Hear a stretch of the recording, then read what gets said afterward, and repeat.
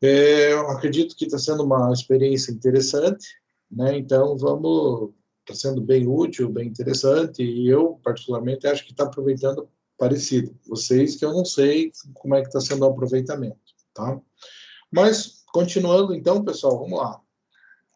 Hoje, a gente tem que deixar toda aquela coisa que a gente tinha falado da posse. Consideramos, então, que os senhores, a partir de agora, são bacharéis em posse, né? Ninguém tem mais a obrigação de tratar desse assunto para com os senhores, vocês já sabem, já trataram disso exaustivamente. E hoje a gente começa a falar de propriedade. Propriedade que é uma coisa assim que a gente convive o tempo todo, né? Muita gente passa a vida toda querendo ser dono de alguma coisa, querendo aumentar a sua propriedade. E daí vale a pena a gente pensar para o direito, efetivamente, o que é a propriedade. Juridicamente falando, pessoal, o que quer dizer propriedade? Para que serve isso no direito? Quais são os conceitos? De onde veio isso? Qual é a teoria que a gente segue? Então, a gente tem que ter uma visão sobre isso. Obviamente que não é muito diferente do senso comum, não vou trazer nada de efetivamente diferente que vai mudar a vida de vocês, não vai ser nenhuma concepção completamente alheia à realidade que a gente já segue hoje, independente de ser a visão do bacharel de direito, mas que é importante a gente ter ideia de conceitos elementares. Tá? Então, obviamente, propriedade, como quase todos os institutos do nosso direito, né, provém do latim, provém de origem romana, né, e provém de próprios, né, que vem da ideia de pertencer a uma determinada pessoa. Desde o começo, então, a ideia de propriedade está ligada a um certo bem corpóreo ou incorpóreo que pertence a alguém. Então, propriedade vem de próprios, que quer dizer pertencer, né? Então, propriedade vem, até etimologicamente falando, vem da ideia de pertencer, pertence a alguém. Eu respeito alguma pessoa como, digamos assim, o senhor, uma pessoa que tem o domínio sobre a coisa. Então, esta é a concepção de propriedade que nós temos, que inclusive vem sendo colocada dentro do Código Civil, no artigo 1228, que diz claramente: o proprietário tem a faculdade de usar, gozar, dispor da coisa e o direito de reavê-la do poder de quem quer que injustamente a possua ou a detenha. Então, isso é propriedade para esse aspecto legal, e isso é oriundo de uma discussão, de uma evolução do direito, uma evolução de argumentos jurídicos que vem desde a Roma Antiga. Tá? Por isso, nós vamos dizer assim: professor, vou fazer meu TCC com base em propriedade. Propriedade o quê? Propriedade é um conceito que não é disponível porque a gente já sabe muito bem o que ele quer dizer. Basicamente, existem alguns elementos que nós colocamos quando a gente vem falar de propriedade. Tá? Quem tem a propriedade, quem é o senhor, quem tem o domínio, basicamente ele pode praticamente tudo com relação à coisa. Então, ele tem o direito de usar, né? Usar é fazer, utilizar ela para que ela serve. Tá? Eu tenho uma casa, eu posso morar nela, posso usar, posso fazer o que eu quiser. Gozar é receber os frutos naturais dos civis. Dentro da mesma ideia, eu tenho uma casa, eu posso usar morando, né, usando para alguma coisa, para guardar alguma coisa, assim como eu posso gozar dos frutos que ela fornecer. Por exemplo, eu posso alugo a casa, eu recebo o fruto civil. O que é o fruto civil? O fruto civil são os aluguéis, tá? Então, vou gozar dos frutos civis, que são os aluguéis. Posso dispor, claro, posso vender, posso numerar, posso dar em garantia, posso fazer o que eu quiser. E posso reaver a coisa de quem quer que seja que esteja injustamente com ela. Então, eu posso buscar a coisa, posso pleitear uma ação reivindicatória, reivindicando aquilo que é meu, ok? Então, usar, gozar, dispor e reaver. Tá? Basicamente, quem pode o mais, pode o tudo. Quem tem o domínio, quem tem a propriedade, tirando limitações legais que isso possa representar, pode fazer qualquer coisa com o seu patrimônio. Tá? Aqui, uma pequena diferenciação, não quero mais tocar no assunto posse com os senhores são bacharéis em posse, mas dá para fazer uma diferenciação entre ação reivindicatória e ação de emissão de posse. Nas duas ações, pessoal, eu vou dizer para vocês que a ação reivindicatória é aquela onde eu peço o domínio e a posse. Então, eu estou falando um pouquinho de propriedade, estou falando de domínio ainda. Tem a discussão de posse, mas tem, de certa forma, é possível, discute-se de alguma forma a propriedade, o domínio. Agora, quando eu falo em emissão de posse, não, eu não discuto domínio, eu só estou querendo ir atrás da posse que já me é minha por direito, mas que eu não estou com ela por algum motivo. Pequena diferenciação, porque vocês podem debater com isso em alguma questão, ou praticamente dentro da vida forense, e principalmente porque tem muito advogado burro, né, fazendo peça por aí, querendo escrever bonito e escrevendo besteira. Tá? Infelizmente, isso é uma realidade. Tá? Se forem fazer isso, não digo que foram meus alunos. Características da propriedade, pessoal. Ao falar de propriedade, existem coisas, elementos marcantes que mostram o que é a propriedade, para que ela serve, qual é o fundamento, o que ela tem de mais importante, o que distingue a propriedade de outros diversos institutos que nós temos no direito. Primeiro elemento que nós vamos dizer, pessoal, quando eu falo dessa distinção, é que é ilimitado. Teoricamente, quem tem o domínio absoluto da coisa, quem tem o poder pleno sobre a coisa, pode fazer qualquer coisa. Então, se eu posso dispor da coisa, muitas vezes eu posso até destruir da coisa. É meu, eu posso pegar, jogar gasolina, colocar no fundo do lote, tacar gasolina, e ninguém pode reclamar, porque é meu, pertence ao meu patrimônio. Lógico que isso hoje em dia é muito complicado, nós temos diversas limitações com relação a isso, não faz sentido fazer isso, tá? É possível até hoje em dia uma penalização do aspecto ambiental, se eu gerar uma fumaça que incomoda alguma pessoa. Eu tenho um cliente que foi multado em R$3.000 porque queimou um colchão. Tá? Então, óbvio que este exemplo hoje não é um exemplo muito feliz, porque existem outros aspectos que servem para limitar a atitude das pessoas. Mas, quando eu falo de propriedade, eu estou pensando naquele direito máximo, naquele direito que veio lá de Roma, onde eu digo o sujeito é proprietário, ele é o senhor, ele tem um domínio, ele faz o que quiser com a coisa. Tudo bem? Então, primeira característica da propriedade, ela normalmente é ilimitada. Segundo, exclusivo. Gente, eu não vou ter dois proprietários da mesma coisa. Eu posso ter uma sociedade, daí é uma situação diferente, eu vou ter um condomínio, né? Daí que a gente vê, inclusive, a palavra quer dizer codomínio, que é domínio comum, dois proprietários comuns.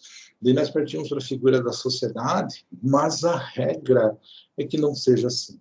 A regra é que a propriedade seja exclusiva, pertence a uma pessoa, não pertence a outra. Não pode pertencer a duas pessoas ao mesmo tempo. Tá? É aquela velha ideia do golpe do vigário, do sujeito que vende a mesma coisa para duas pessoas. É possível isso? Não. Teoricamente, assim, uma forma bem simplória de ver as coisas, lógico que tem muitas outras coisas que devem ser levadas em consideração. Aquele que comprou primeiro adquiriu a propriedade, né? E o que comprou por segundo foi enganado porque comprou de alguém que não detinha mais a propriedade. Tá? Lógico que outras coisas, outros vícios de vontade, outras situações podem envolver um negócio como essa forma, como esse, ajudar a distinguir como que esse vício aconteceu e como é que a gente vai trabalhar com o negócio resultante dele. Tá? Mas a ideia básica é que a propriedade é exclusiva. E mesmo que ela não seja exclusiva, que eu tenha um codomínio, um domínio comum, um condomínio, tem uma fazenda que tem dois sócios, é um condomínio. Tá? Só são aqueles dois, ninguém mais pode alegar que é o proprietário daquela coisa. Tá? Então, condomínio é uma modalidade, é uma figura diferente, tá? Mas que a gente vai estudar nela, vamos ter uma aula só falando de condomínio geral, de condomínio edilício, né? Mas a ideia básica é que a propriedade é exclusiva, característica da propriedade. Outra figura ligada à propriedade, pessoal, que também é bem outra característica, é que ela é irrevogável ou perpétua. Então, quando eu sou proprietário de alguma coisa, é diferente de eu falar, por exemplo, de uma concessão e eu falar propriedade. Tá? Então, quando a gente pensa, por exemplo, no pedágio, né, a gente sabe que sobre as rodovias estaduais fundamentais que compõem o anel de integração no Paraná, por exemplo, existe uma concessão para que algumas empresas explorem a cobrança de pedágio em troca da manutenção da via. Tá? Sem entrar no mérito da coisa, a gente sabe que o que eles têm não é propriedade sobre a via, que eles têm uma concessão, e que aquilo vigora por um determinado tempo. Né? Ah, professor, mas é muito difícil tirar eles lá. Lógico, isso é outra questão, não vamos entrar no mérito. Né? Mas é um exemplo simples. O que eles têm não é propriedade, é concessão. Eles têm o direito de usar por conta de um negócio, por conta de um contrato celebrado junto ao Estado. Quando eu falo de propriedade, eu não digo o sujeito é proprietário até determinado tempo, ou o sujeito vai ser proprietário até isso acontecer. Não, a propriedade é algo irrevogável e perpétuo. Né? Normalmente, aquilo, quando o sujeito morre, ele deixa aquilo para os seus sucessores, né? Para os seus herdeiros. Então, a propriedade ela tende a ser irrevogável e perpétua. Lógico, normalmente, quando estou falando de propriedade, estou falando de patrimônio, e patrimônio o sujeito faz o que bem entender com o patrimônio. Tá? Então, ele vende, ele compra, ele dispõe, ele dá para uma pessoa, ele faz uma doação, impõe uma condição para que o negócio seja perfeito. Então, estas coisas são possíveis, mas o meu direito de propriedade é perpétuo. A menos que a minha vontade imponha algo diferente, eu respeito o meu direito de propriedade. Tudo bem? Vejam, eu considero um tema bastante simples, e por isso a gente faz assim, até com uma certa facilidade sobre o tema. Tá? Então, evolução. Lógico, nós temos que sair lá da Roma Antiga. Na Roma Antiga, qual que era a ideia, pessoal? A ideia do direito individual. Quando a gente fala individualista, pessoal, aqui a gente vai pensar na propriedade para o bem do indivíduo, para o bem do cidadão. Então, eu estou pensando no meu patrimônio, nas minhas coisas, revertendo para mim. Por isso, individualista. Tá? Então, a ideia individualista é uma ideia muito forte no direito civil e que ela veio ser combatida, essa evoluiu muito tempo depois, pessoal. Vamos dizer que na Idade Média, nós não saímos dessa ideia individualista, mas existia muito a exploração de uma terceira pessoa que não necessariamente era o proprietário, explorando a propriedade de um terceiro, pagando por isso. Tá? Então, nós vamos dizer assim, que é mais ou menos desta época, lá da Idade Média, onde eu tinha o sujeito que tinha aquele patrimônio que permitia que alguém trabalhasse sobre aquilo e pagasse algo por isso. Então, é aquela ideia lá, imagine aquele filminho antigo, né? Onde você tem o cara que mora no castelo, que é dono de tudo, e alguém que trabalha nas terras dele e paga para ele um valor considerável para poder desenvolver essa atividade. Então, não deixou de ser, né, aquela ideia individualista. Tá? Teve mudança? Muito tempo depois, pessoal. Revolução Francesa. A Revolução Francesa fala sobre ideais de fraternidade, igualdade, de uma série de coisas, mas quando nós vamos falar da propriedade, pessoal, eles ainda eram individualistas. A propriedade era do indivíduo. Por quê? Porque a gente tem que pensar, pessoal, que isso não é onde surgiu a coisa. Isso já foi o auge de um desenvolvimento, né? Então, reconhecer que o indivíduo tinha direito à propriedade no momento do direito romano, na Idade Média, ou até mesmo na Revolução Francesa, era um grande avanço, por quê? Porque durante muito tempo o cidadão comum não tinha direito à propriedade, não era uma coisa reconhecida. Então, quando o povão diabólico, vamos dizer assim, começou a ter seu direito reconhecido, isso foi um grande avanço. E naquela época, vamos pensar, não existia aquela preocupação com a limitação dos recursos naturais que nós temos hoje. Tá? Hoje não posso dizer que todo mundo é dono de tudo e que pode fazer o que quiser, porque às vezes o sujeito vai querer fazer uma coisa que vai prejudicar as outras pessoas. Tá? Então hoje eu tenho que pensar em recursos naturais como terra, água e até o mesmo ar, como recursos finitos que eu não posso deixar que o sujeito, porque ele tem dinheiro ou tem patrimônio, faça o que bem quiser com aquelas coisas. Então, esta é uma preocupação contemporânea a nós. Né? Quando nós pegamos a evolução do direito civil para falar de propriedade, eu tenho que pensar que em Roma Não existia preocupação com os bens finitos da natureza, porque não se imaginava que o homem, né, ia destruir tudo como destruiu hoje. Né? Não tínhamos na Revolução Francesa problemas ambientais como nós temos hoje. Tá? Então, esta necessidade de evolução do conceito de propriedade veio muito depois, pessoal. Vamos dizer que o caráter social da propriedade, que é aquela coisa de respeitar o direito dos outros, vim falar de função social, funcionalidade econômica ou social da propriedade, é algo que se desenvolveu apenas no século XX, e falando da nossa legislação, vamos dizer que ontem, na Constituição de 88, foi falado pela primeira vez, de forma significativa, da função social da propriedade, de modo que o Código de 2002 fala das finalidades econômicas e sociais da propriedade. Então, hoje, questão social, mútuo, bem comum, bem social, vida em sociedade, preocupações ambientais, né, riquezas naturais, todas essas coisas são coisas muito fortes na nossa sociedade hoje, porque é um problema que nós estamos vendo de uma forma assim, inesperada, muito grande, muito clara. Agora, não existia no passado, porque essa realidade não existia. Né?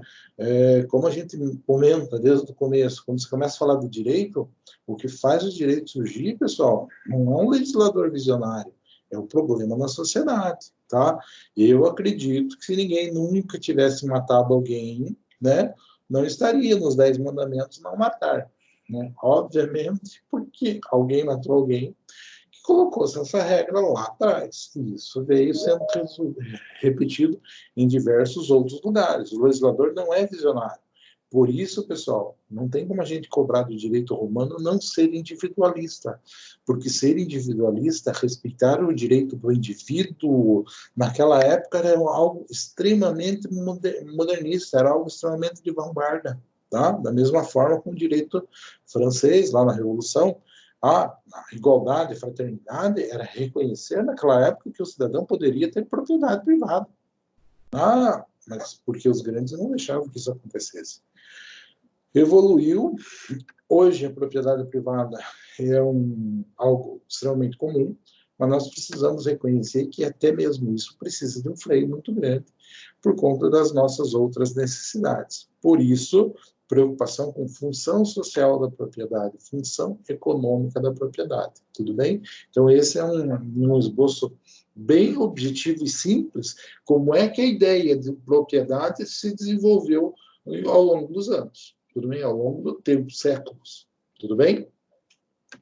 Qualquer coisa pode conversar comigo, pessoal, não ligo. Eu sei que a maioria deve estar fazendo a janta, né? Mas, bom, restrições. Obviamente, pessoal, que existem restrições, né? A propriedade normal é um direito absoluto.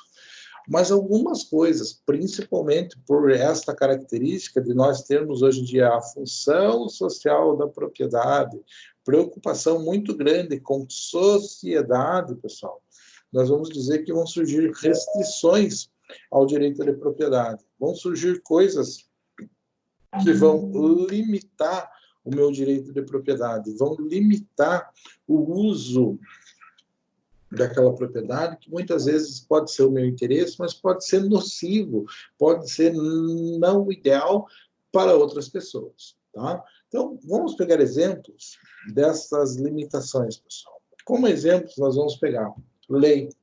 Obviamente que a lei coloca limitações ao uso da propriedade. Por exemplo, Código de Mineração. Ele diz que eu sou dono do que está em cima da terra, o que está embaixo não. Tá?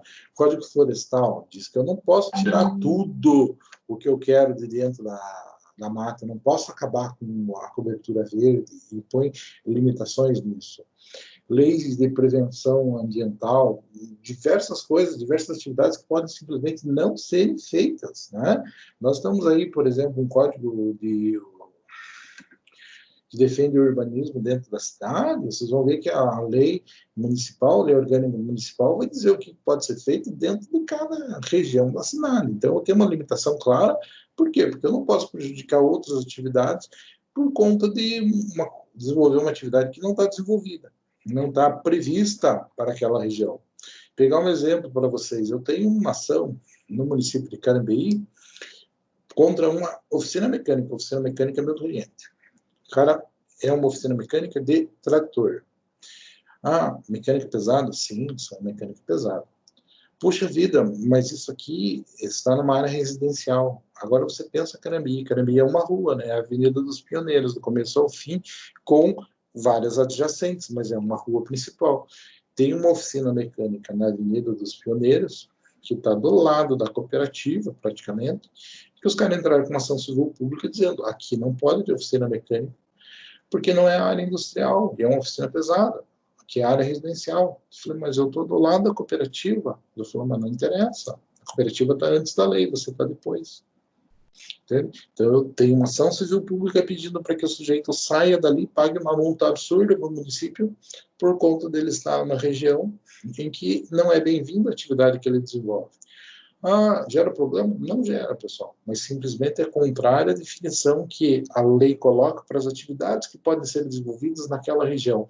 Então, a lei impõe, esse é só um exemplo, dentro de diversos que nós podemos ter, limitações do que eu posso fazer com a minha propriedade, do que eu posso fazer com o meu patrimônio, ok? Não é só a lei, pessoal. A gente vai ter uma aula, que eu não tenho certeza se é a próxima, tem que dar uma olhada na minha programação, tá? Que a gente vai falar uma ou duas aulas a respeito de direito de vizinhança. As nossas aulas estão bem tranquilas, pessoal, por quê? Porque sendo desta forma, eu posso pegar um tema e dissecar o tema. Vamos falar, se for preciso, eu falo 2, 3 horas a respeito do tema, morreu o tema no dia. Se for um tema mais tranquilo, a gente fala um pouco menos, mas o importante são matar temas, tá? Então, eu tenho um tema, direito das vizinhanças, que a gente vai ter que tratar com relação a isso. E ele trata da relação entre vizinho, ou seja, eu tenho um terreno do lado. Eu não posso fazer um negócio que tape, por exemplo, o contato de luz do cara. Eu não posso fazer um muro que impeça que a água do sujeito saia. Né? Eu não posso represar, eu não posso jogar minha água para cima da casa dele. Então, eu tenho várias regrinhas ligadas ao direito de vizinhança que também servem como limitadores ao direito de propriedade, tá? E são tão interessantes essas regras, né? São tantas essas características, essas peculiaridades relacionadas ao direito de vizinhança, que a gente tem um bom tempo de aula aqui, digamos assim, eu acho que a parte mais interessante do nosso segundo bimestre, né, seria tratar do direito de vizinhança, que tem diversas coisas interessantes, várias coisas novas, assim, interessantes que são tratadas. Tá? O que mais, pessoal? Cláusulas impostas voluntariamente. Eventualmente, pessoal, eu posso colocar no meu imóvel algo que vai gerar uma limitação, mas que eu pus isso voluntariamente. Tá? Então, eu posso colocar uma cláusula dizendo que é inalienável, impenhorável, incomunicável. Tá? Tem que fazer algumas explicações com relação a isso. Mas, primeiro, cláusula imposta voluntariamente. Quem vai ser o maluco de colocar uma cláusula no seu bem dizendo eu não quero fazer isso?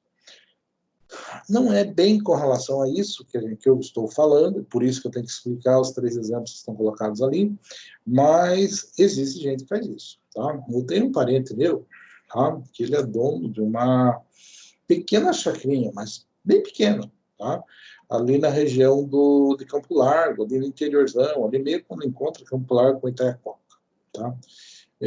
O que acontece? Ele conseguiu registrar o pequeno sítio dele como a RPPN, Reserva Particular do Patrimônio Natural.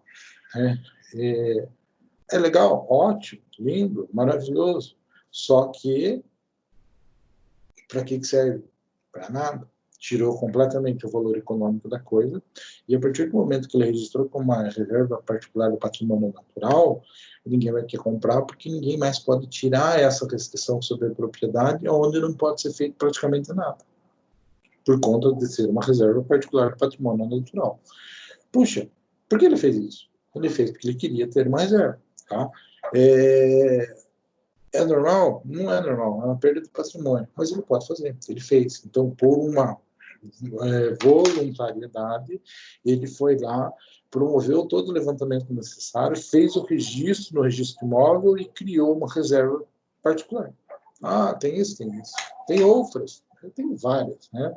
Eu posso mencionar para vocês, por exemplo, a título da RPPN, eu já devo ter comentado para vocês que a minha dissertação de mestrado falou sobre a contribuição da criação do Parque do Guaratelá para o desenvolvimento da região.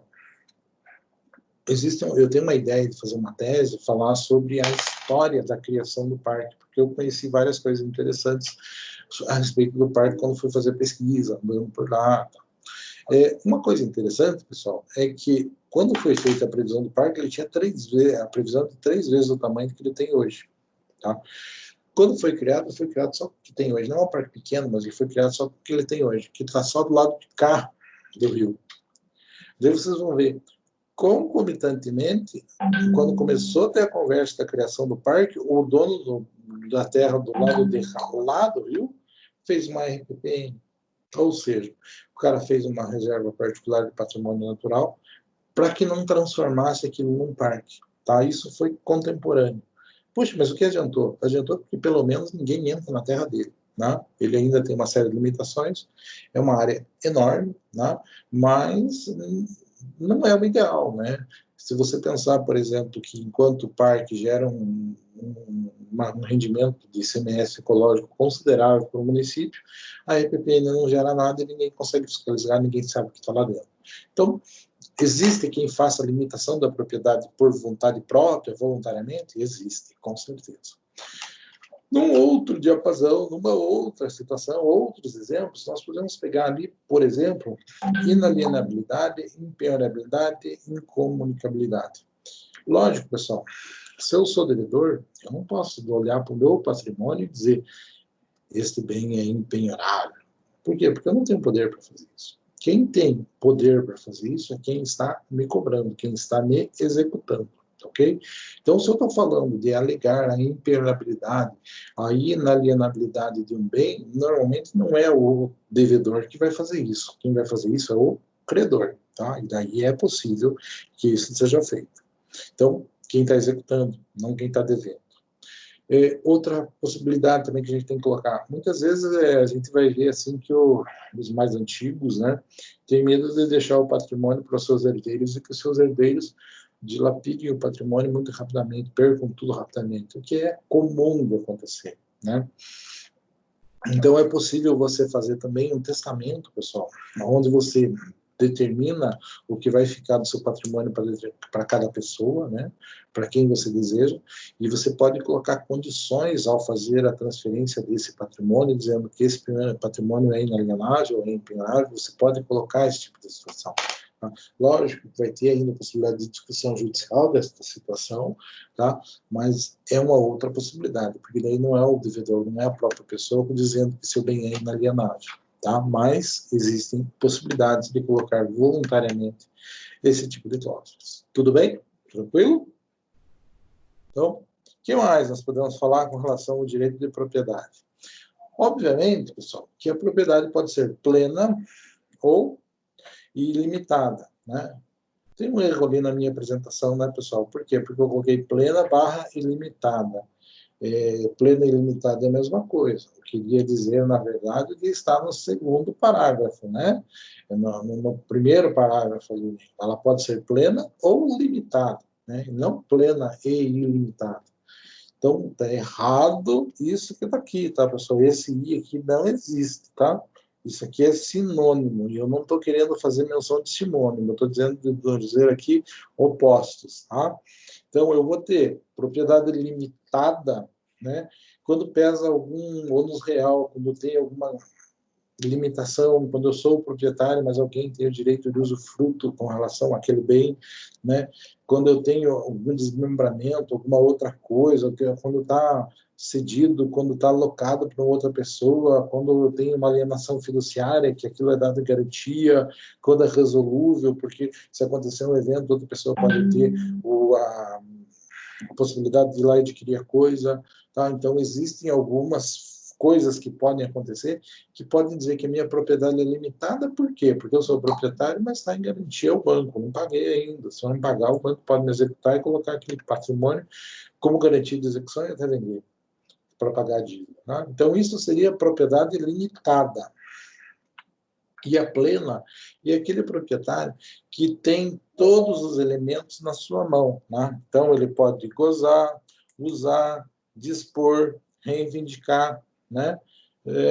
Contra qualquer pessoa. Isso nós chamamos de propriedade plena. Então, só observando, o meu slide está errado. Vejam, já usei esse slide, já fiz, ensaiei umas 2 vezes aqui, e na hora que eu estou falando para vocês que eu vejo que tem um erro na tela. Tudo bem?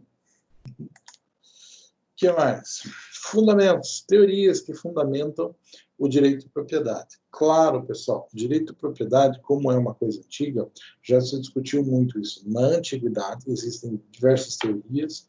Hoje em dia se discute por conta da vertente diferenciada que nós temos relacionada à sociedade, né? Então, nós temos, assim, coisas diferentes para serem demonstradas, né? Mas nós vamos pegar primeiro que nós temos a teoria da ocupação, fundamento do direito à propriedade na ocupação das coisas, né? Quando não pertence a ninguém, res nullius, né? Quando não tem dono, aquela teoria diz que surge a propriedade com a ocupação.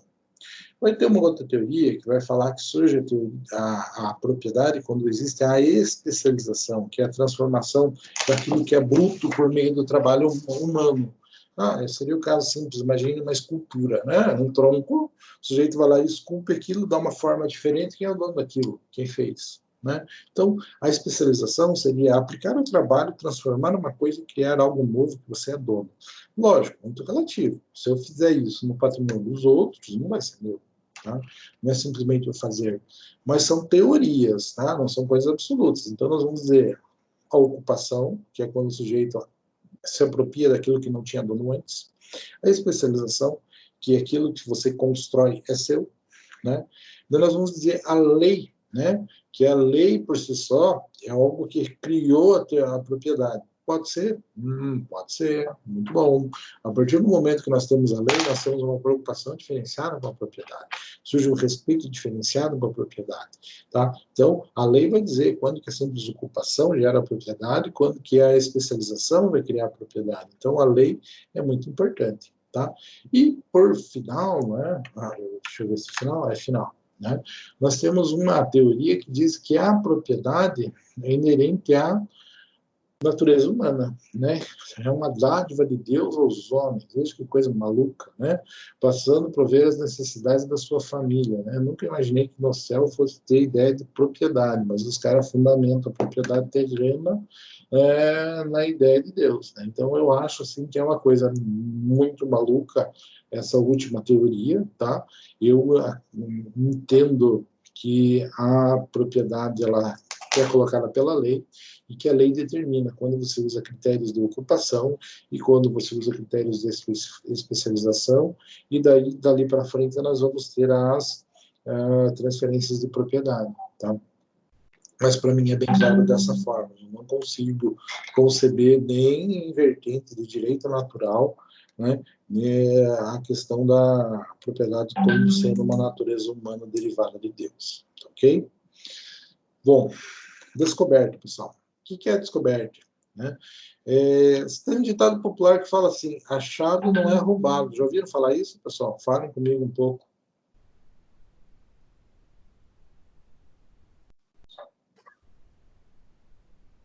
O achado tem... Exatamente, pessoal. É um ditado popular que não tem nada a ver com o direito, tá? Então, muitos ditados populares, muitas coisas a gente fala, eu sou uma pessoa que é um professor assim, que busco trazer conceitos do povão, conceitos do dia a dia para dentro da sala de aula, dizer, não tem um ditado que fala isso, não tem alguma coisa que fala isso, eu tento simplificar as coisas o máximo possível. Mas descoberta, pessoal, é achar um negócio. Então, quando eu acho uma coisa, a descoberta é o achado de coisa perdida do seu dono. O dono perdeu e eu achei. Segunda linha aqui, descobridor é a pessoa que encontra. Então, basicamente, essa descoberta é uma pessoa que não é o dono, acha o que alguém perdeu. Então, essa pessoa torna-se dono? Não, pessoal. Vejam o que diz a lei e vejam como o ditado popular está errado. Tá? 1233 do Código Civil esclarece: quem quer que ache coisa alheia, perdida, há de restituí-la ao dono. ou legítimo possuidor. Então, tem que fazer isso. Parágrafo único. Não conhecendo, o descobridor fará por encontrá-lo, e se não o encontrar, entregará a coisa achada à autoridade competente. Então, achado não é roubado? Não, não é isso. Né? Quem acha tem que entregar para o dono. Não sabe que é o dono, tem que procurar o dono. Não acha o dono, entrega para a autoridade. Então, isso é descoberta, pessoal. Então, achado não é roubado? Pode não ser roubado, porque o roubo a gente entende assim como algo, inclusive, violento, se a gente for levar o pé da letra, né? E isso realmente não é. Mas não é uma forma de aquisição da propriedade, não é uma forma justa de manter nada em seu domínio, ok? Aquisição da propriedade imóvel. Tá? Então, aqui a gente começa a falar de coisas que têm um pouco mais de relevância. Então, as hipóteses legais estão colocadas no Código Civil, de 1239 a 1259, e lá na frente, mais um pouquinho.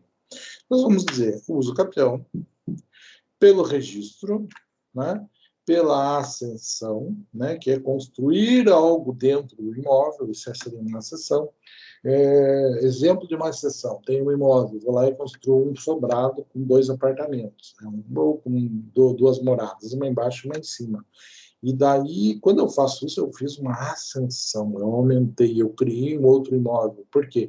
Porque eu vou vender aquilo para 2 pessoas diferentes. Um vai ser dono da parte de baixo, outro vai ser dono da parte de cima, um fica dono do lado de cá do terreno, outro fica dono do outro lado do terreno. Eu dividi o negócio, mas eu não só dividi, eu criei um negócio novo. Então, isso é a ascensão. Tá? Direito hereditário, logicamente, quando eu herdo alguma coisa. Aqui é a explicação. A cessão é o modo originário, adquirir, em virtude da qual, então eu vou lá e incorporo.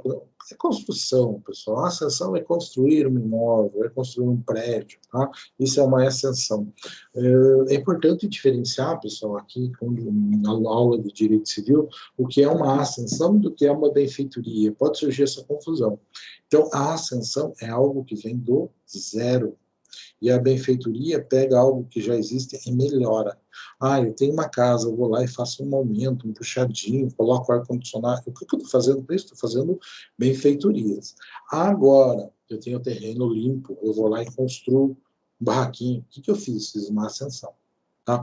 E daí eu tenho que lembrar das diferenciações e que a lei, quando quer tratar da ascensão, fala a ascensão, e a lei, quando quer referir-se à benfeitoria, fala a benfeitoria. Tudo bem? Tranquilo? Então, como que adquire a propriedade imóvel? Uso capião, registro. Registro é comprar, fazer uma escritura, levou aquela escritura pública no cartório registro de imóvel, o cartório registro de imóvel registra isso, adquirir a propriedade.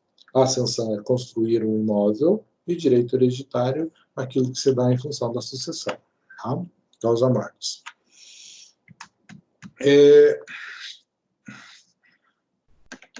Vamos pensar em classificações.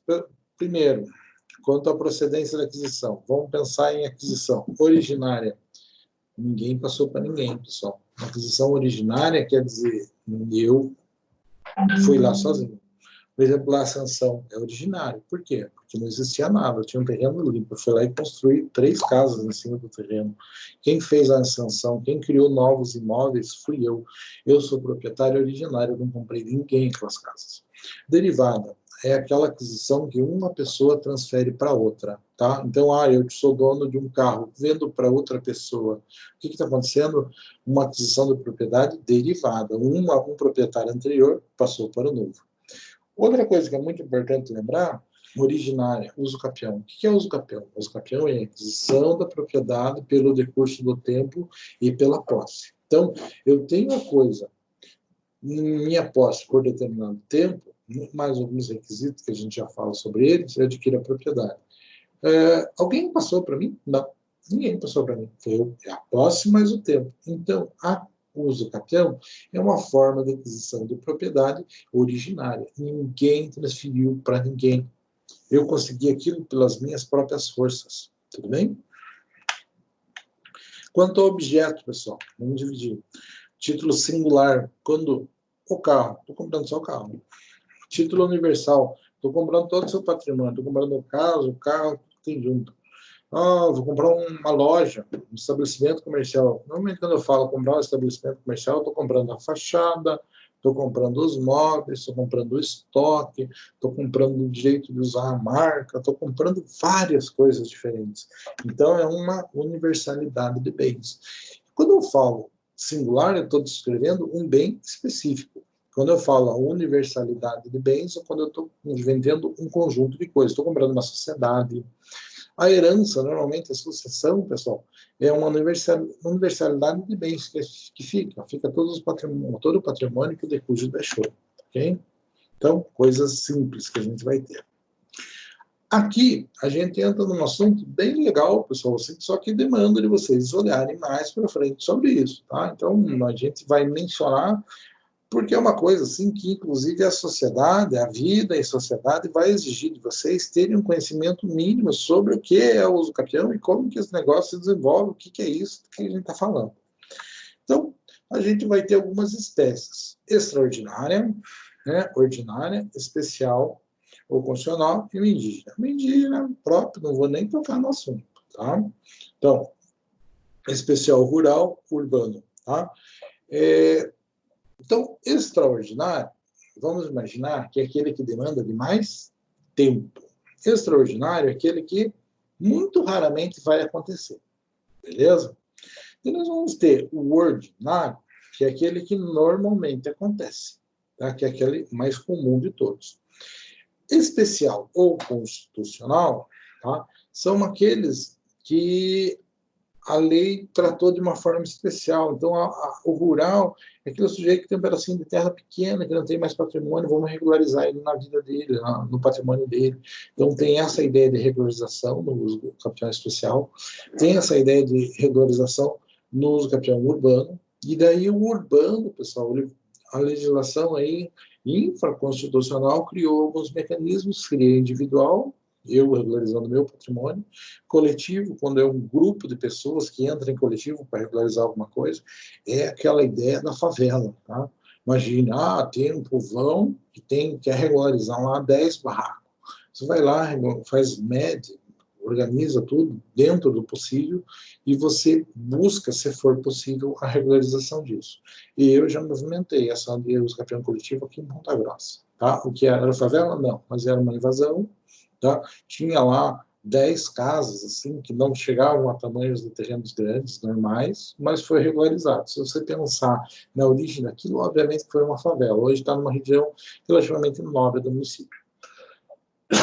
Então, uso capião coletivo e uso capião familiar, que a gente fala por final dele, que é uma coisa assim, bem esdrúxula. Tá? Vamos lá, uso capião é a aquisição da propriedade. Tá.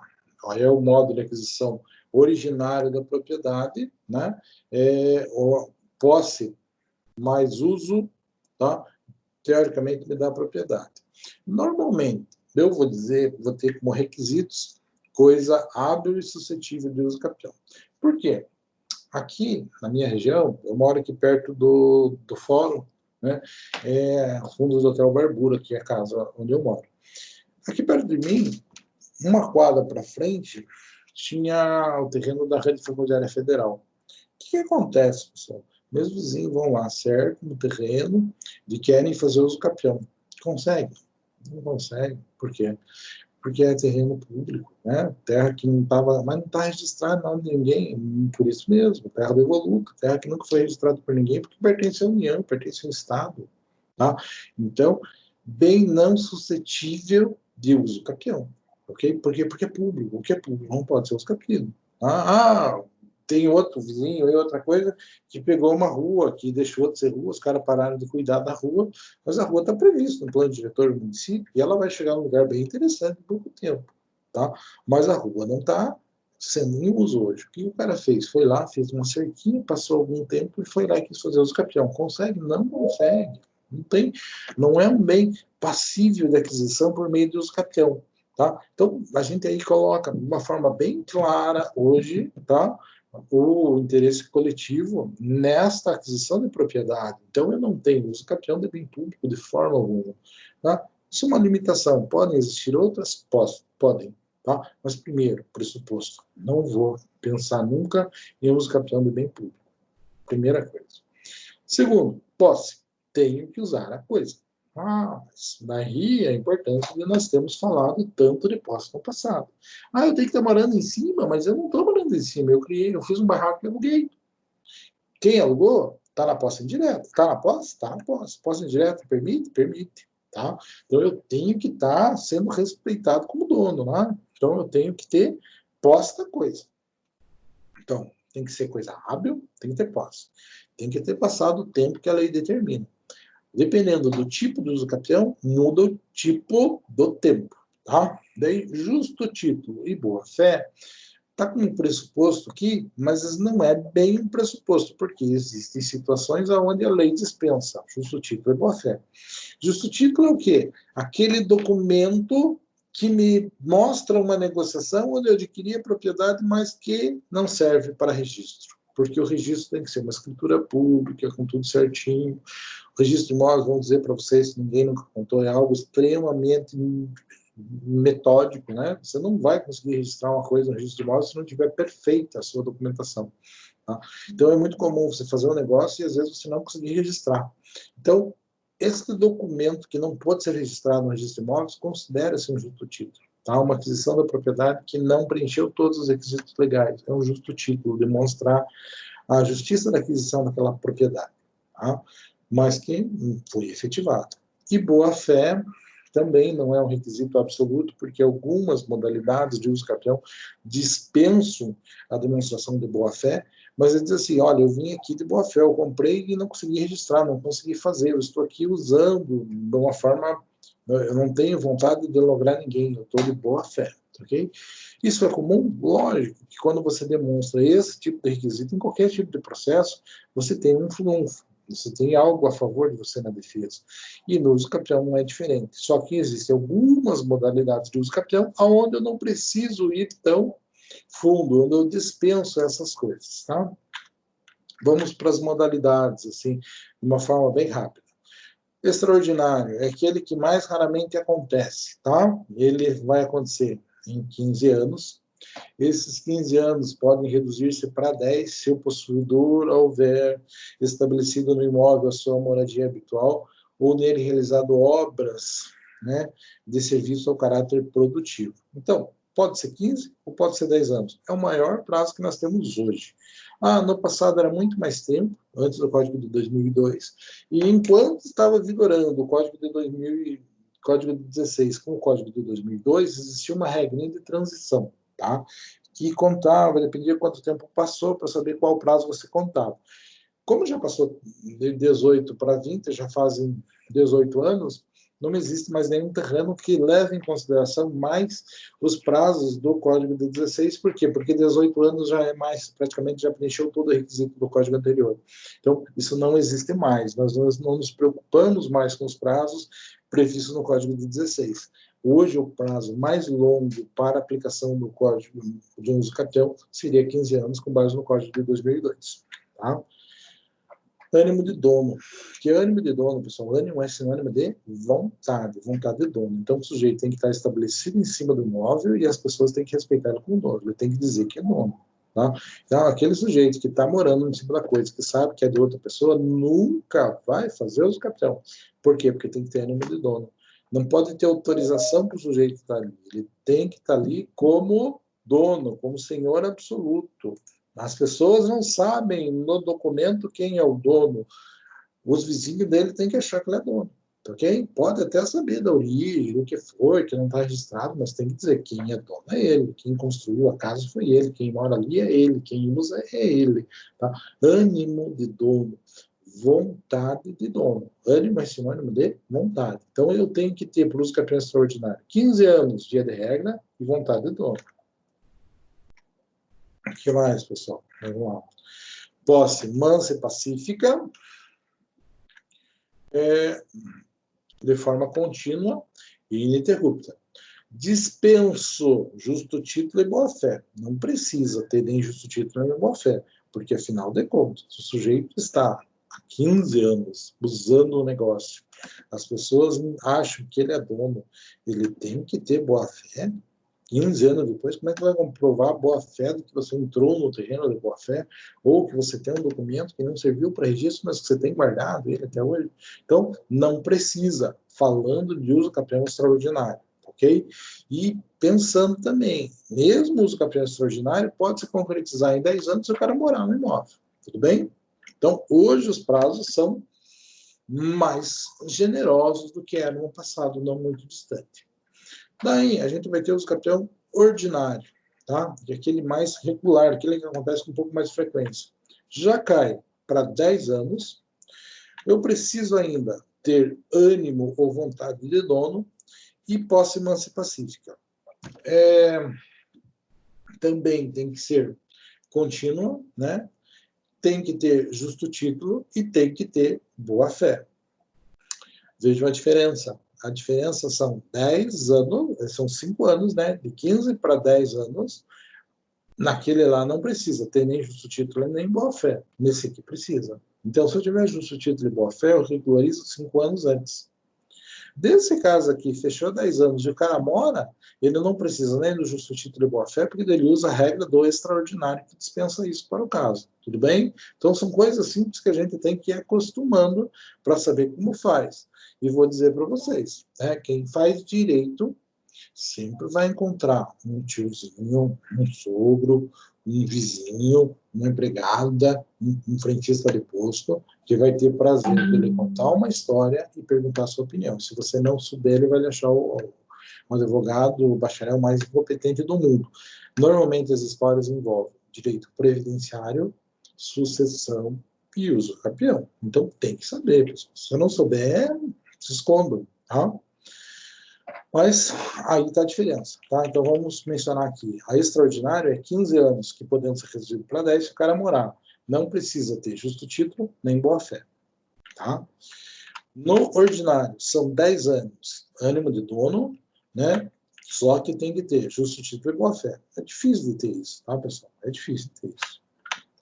Rural. Né? Daí a gente vai entrar na questão do uso capião constitucional. A Constituição veio e disse que existe a possibilidade de uso capião, daí veio uma legislação e regulamentou isso de uma forma mais objetiva. Então, o uso capião para labore, o uso capião para trabalho, o uso capião rural, né? Ele tem algumas regras bem simples.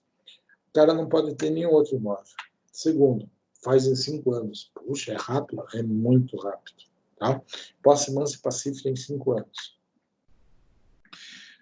Não pode ser maior que 5 hectares, tornando produtiva e nela só morada. Então, o cara tem que morar, não pode ter outro imóvel e tem que ter 5 anos de posse mansa e pacífica. Tá? Independe de justo título e boa-fé. Básico. 5 anos, 50 hectares, independente de justo título e boa-fé, tem que morar no lugar e não pode ter nenhum outro imóvel. 50 hectares. Do urbano, pessoal, o que muda é o tamanho. Tá? Se lá são 50 hectares, aqui são 250 metros. Tá? Mesmo em 5 anos, mesmo posse mansa e pacífica. Tá? Tem que morar e não pode ter nenhum outro imóvel no nome. Tá? Lógico que também não pode recair sobre o patrimônio público. Né? Aquilo que eu falei para vocês, tem que ser um bem passível de apropriação por meio do uso capião.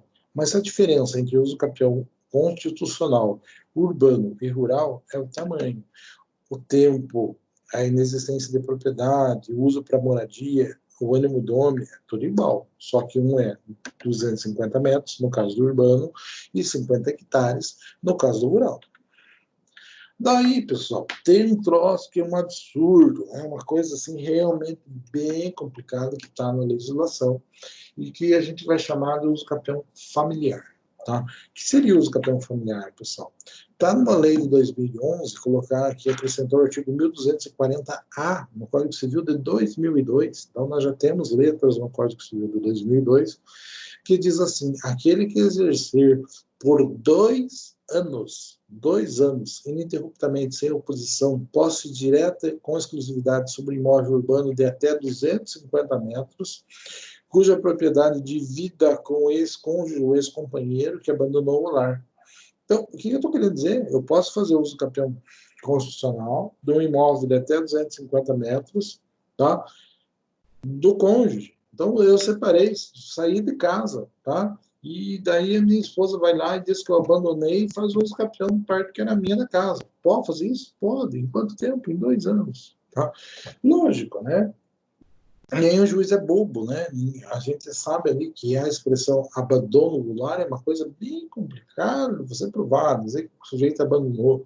E abandonar o lar é diferente disso. Oh, não sei se eu mais vou sair e tal, são coisas diferentes. Abandonar é uma coisa, separar consensualmente é outra, tá? Agora, no momento da separação também é difícil que exista o consenso.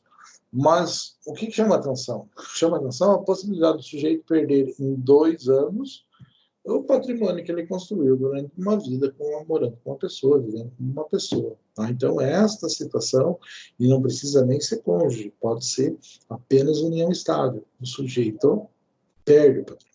Tá? Ele perde completamente o direito. Pode ser tanto a mulher quanto o homem. Lógico que é muito mais comum quando você tem a esposa, com filhos, e quem sai normalmente é o homem, né? Mas é dessa família que está se pensando variar os direitos. Mas, para mim, defender a aplicação de uso capião em 2 anos, pessoal, é uma coisa assim muito rápida. Nem imóvel a gente faz desse jeito.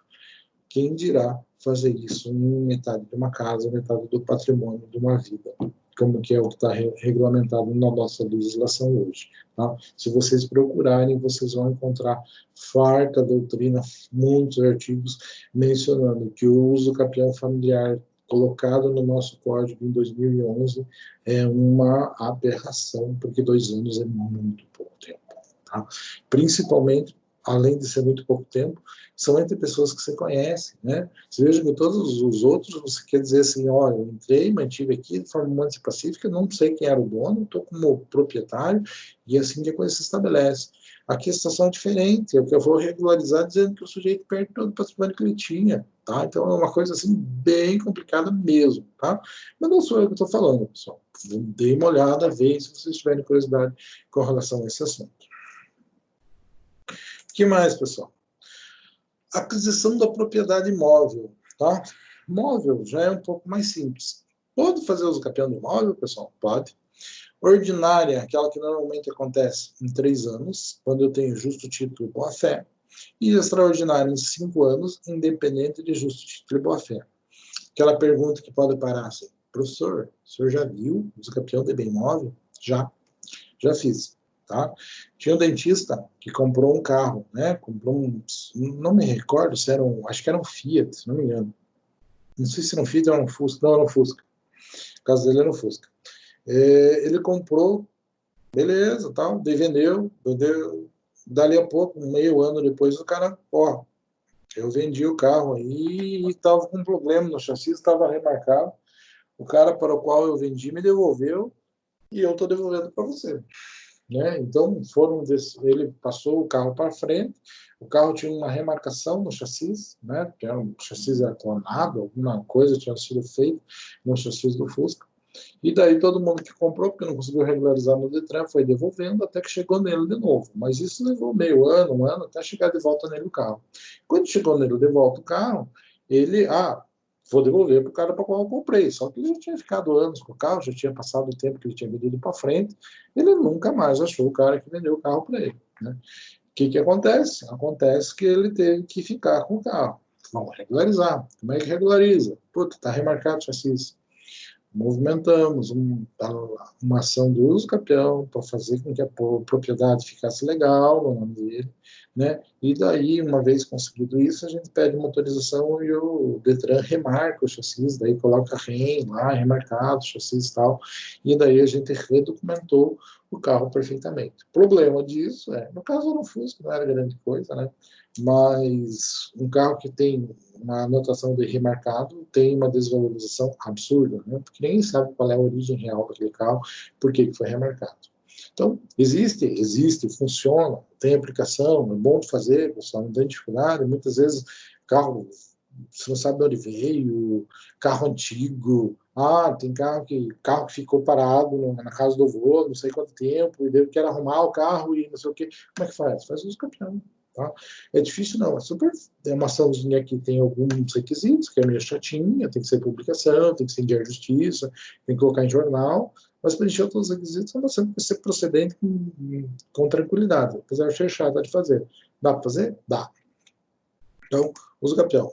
Ocupação, né, pessoal, é um modo originário que consiste na tomada de posse de coisas sem dono, com a intenção de tornar-se proprietário. Então, não tem ninguém cuida, ninguém nada, vou lá, eu ocupo aquela coisa. Vejam, a ocupação é diferente da descoberta. A descoberta é coisa perdida. Quando eu acho uma coisa perdida, eu tenho que achar o dono. Se eu não acho o dono, eu tenho que entregar para a autoridade. A ocupação não, aquela coisa que não tem dono. Tá lá, tá perdido, tá perdido não, né? Não tem dono, tá abandonado, né? Aquilo que está abandonado pode ser ocupado. E vamos dizer, achado de tesouro, né? Tá no 1264, quando eu acho um tesouro, aquela coisa que eu acho enterrada, aquela coisa das antiguidades, não sei se os parentes de vocês, antigos, o vô de vocês, gostavam de contar a história da panela de dinheiro, vocês já viram falar alguma coisa assim? É mais ou menos disso que a gente está falando quando a gente fala achado de tesouro. Tá? Quem acha, teoricamente, nesta situação, porque não existe nem como você pensar em procurar o dono daquilo, existe, assim, daí uma propriedade de dizer que quem achou realmente torna-se dono, mas em algumas situações ele vai ter que dividir com quem for o dono do prédio, ou o dono do imóvel onde a coisa foi achada. Tudo bem? Por final, assim, como a gente diz, o mais importante de tudo da transferência da propriedade imóvel é por meio da tradição. Então, nós vamos dizer lá, 1267, a propriedade das coisas não se transfere pelos negócios jurídicos antes da tradição. Tá? O que é a tradição? É a entrega. Então, eu vou lá, faço um negócio com o cara me paga a vista e eu digo que eu entrego para ele daqui 30 dias, quando chegar, não sei da onde. Quando que ele torna-se dono, pessoal? Quando chegar, não sei da onde, eu entregar para ele. Tá? Então, a tradição é o fenômeno que faz com que a propriedade imóvel seja transferida. Tá? Então, isso muda, isso é muito importante para a gente levar em consideração. Então, tradição é entregar, pessoal. O que transfere a propriedade não é o pagamento. Né? O pagamento pode lhe dar o direito de exigir a transferência da propriedade, mas não transfere a propriedade. O que transfere a propriedade é a tradição. A tradição é a entrega, é entrar na posse da coisa. Existem espécies de tradição, pessoal, que a gente tem que levar em consideração. Primeira, real, entrega efetivamente na coisa material. Então, comprou o cubo mágico aqui do dia. O dia foi lá e entregou o cubo mágico. A entrega transferiu a propriedade. Simbólica, quando a gente cria algum elemento porque é difícil de fazer aquilo de forma real. Então, o imóvel, como é que eu faço a tradição do imóvel? Primeiro, que não é tão importante no imóvel, porque o que transfere a propriedade do imóvel não é a tradição, tá? É o registro no registro imóvel. Mas, no caso do imóvel, eu posso ter como tradição, simbolicamente, a entrega da chave. Tranquilo? Então, a entrega da chave é um ato simbólico de transferência da propriedade. E daí nós vamos ter aquelas espécies de tradição ficta que ocorrem como, por exemplo, o constituto possessório, a cláusula constitutio, ou traditio in breve manu. Então, o que são isso, pessoal? Vamos dizer lá assim, o constituto possessório, né, é quando é aquela situação, as duas situações são, nós já falamos lá não sei se não foi no começo dessa disciplina ou em negócio, mas um deles é o inquilino que compra o imóvel e torna-se proprietário, tá? Então, que seria o traditio in breve manu. Né? Eu tenho uma posse de uma coisa na condição de inquilino, compro e torno-me proprietário. Isso é uma tradição ficta. Tá? E daí eu tenho o constituto, cláusula constituti, que é diferente, que é aquela situação em que o sujeito mora num troço, está usando, e daí ele vende aquilo, mas continua usando na condição de inquilino. Daí isso é o constituto possessório.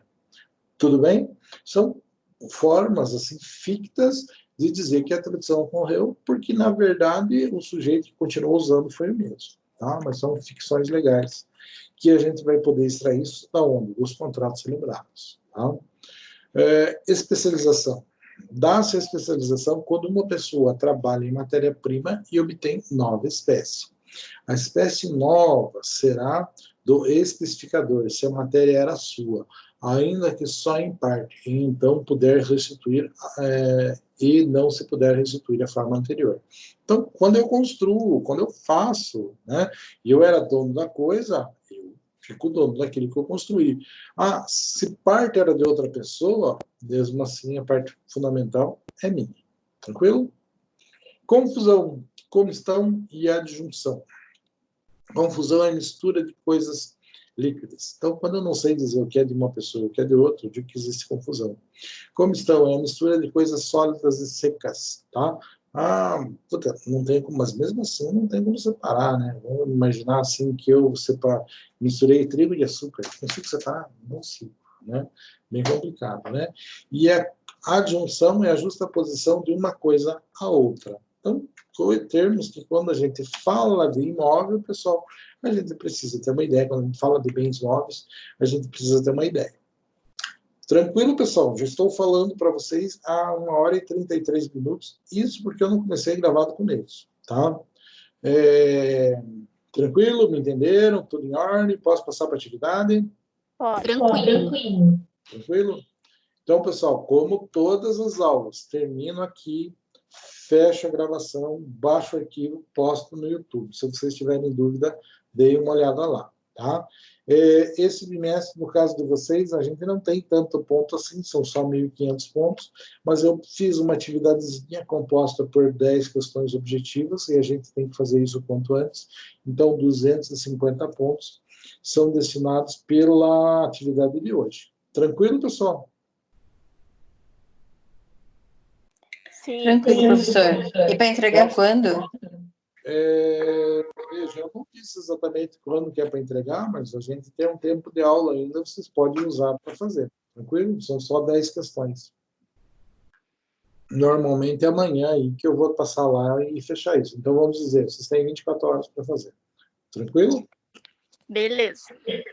Beleza? Tranquilo. Professor, uma dúvida. Ele está no AVA disponível, não só aqui no QR Code, né? Puxa, eu não coloquei no AVA aí, mas eu posso pôr.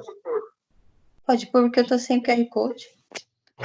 Tá, mas tem o linkzinho ali, tá, pessoal? Mas eu ponho no AVA. Pode deixar que eu coloco já. Tá ok? Então, obrigada, agradeço. É isso, pessoal. Tudo bem? Estão descansados? Podem fazer o pensar por bem. Tudo bem? Beleza, obrigada, professor. Boa noite. Já mandei a aula para a Daiane, tudo bem? Para a apresentação. Boa noite, professor. Boa noite. Valeu.